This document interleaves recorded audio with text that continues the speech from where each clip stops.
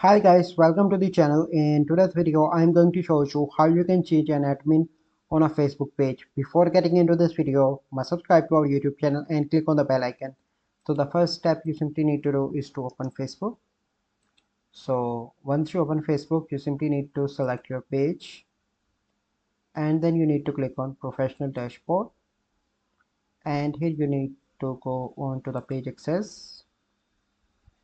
Once you are here, you simply need to click on Add New and click on Next.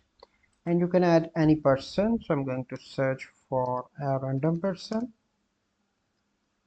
so this one, and click on that, and then you need to click on Give Access. Once you click on that, this person will receive a notification, and once he accept that, he will be the new admin of a Facebook page. So this is the process by which you can change an admin on a Facebook page. So I hope you find this video helpful. If you find this video helpful, must like this video, subscribe to our YouTube channel for future videos. We'll see you in the next video. Thank you. Have a good day.